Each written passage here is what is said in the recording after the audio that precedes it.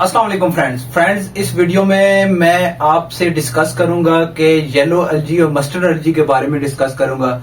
ये video comment based video है जिसमें एक भाई ने पूछा है कि मेरा पूल येलो हो गया है, यानी येलो एलजी आ गई है, तो उसके लिए कुछ बताएं। तो दोस्तों जब कमेंट किया करें तो उसमें सबसे पहले आप अपना प्रॉब्लम बताया करें, उसके बाद अपनी पूल की केमिस्ट्री शेयर करें और उसके बाद केमिकल्स कौन कौन से यूज करते हैं वो बताया करें। जब मुकम्मल ये डिटेल मुझे पता चलेगी उसके बाद मैं कोई सोल्यूशन बताऊंगा। तो आपसे रिक्वेस्ट है कि कमेंट के साथ उसकी केमिस्ट्री और केमिकल्स भी शेयर किया जाए।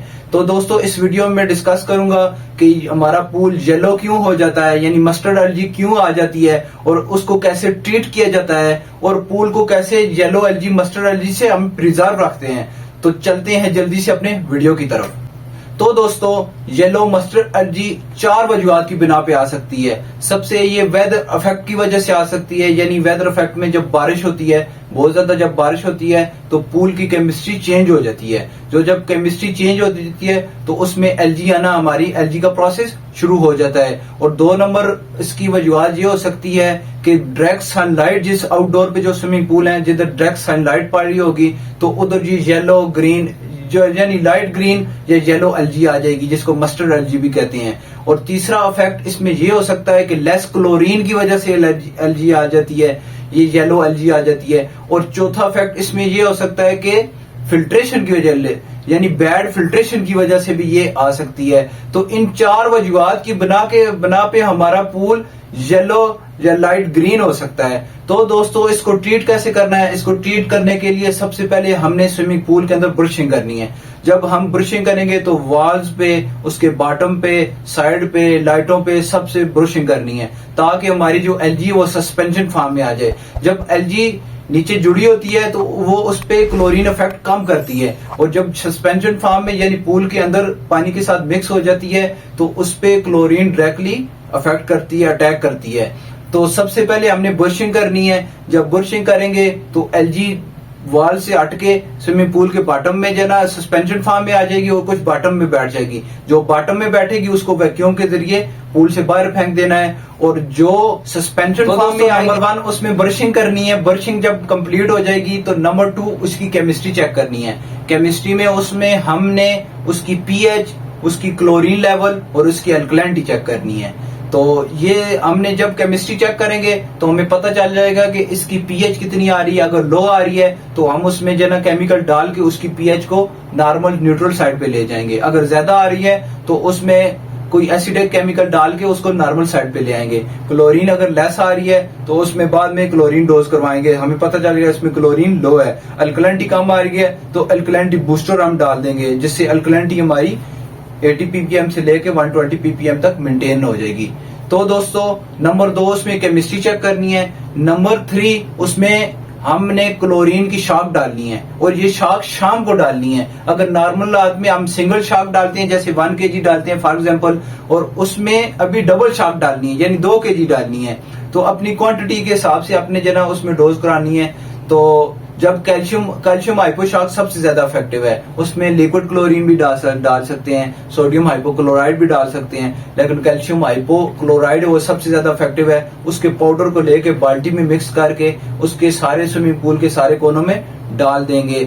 और जब डालेंगे तो उसकी क्लोरीन हम चेक करेंगे, वो 1 ppm से लेके 3 ppm तक फ्री क्लोरीन उसकी आनी चाहिए। तो हमने 2 नंबर उसमें हमने शाक कर दी। तो फ्रेंड्स शाकिंग के बाद 3 नंबर हमने सर्कुलेशन पंप चला देना है। सर्कुलेशन पंप को हमने 24 घंटे फंक्शन में रखना है। जब 24 घंटे उसको फंक्शन में रखेंगे तो उसमें जो एलजी के जो सस्पेंशन फॉर्म में होगी उसको वो कैप्चर कर लेगा। और उसकी सैंड फिल्टर की बैक वॉशिंग भी टाइम पे करनी है, यानी अंदर से मीडिया को साफ करना है। तो तीसरे नंबर पे हमने फिल्ट्रेशन को 24 घंटे सर्कुलेशन पे रखना है। और 4 नंबर जब अगले दिन आएंगे तो वो लाइट ब्लू हो चुका होगा। जब वो लाइट ब्लू हो चुका होगा तो इट्स मीन्स हम एलजी को किल करने में कामयाब हो गए। उसके बाद उसमें हमने क्लैरिफायर डोज करना है। क्लैरिफायर सुपर क्लैरिफायर है जो कि कोगुलेशन और फ्लकुलेशन करता है।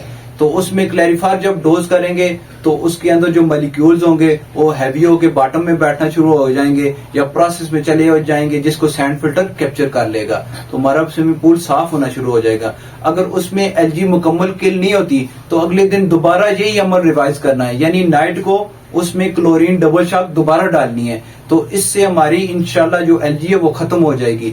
تو اس میں ہم نے کلیریفائر ڈال کے اس کو کلیئر کر لینا ہے۔ اس کے بعد ہم نے جو نیچے بیٹھ چکے ہوں گے مالیکیولز اس کو ویکیوم کے ذریعے نکال دینا ہے۔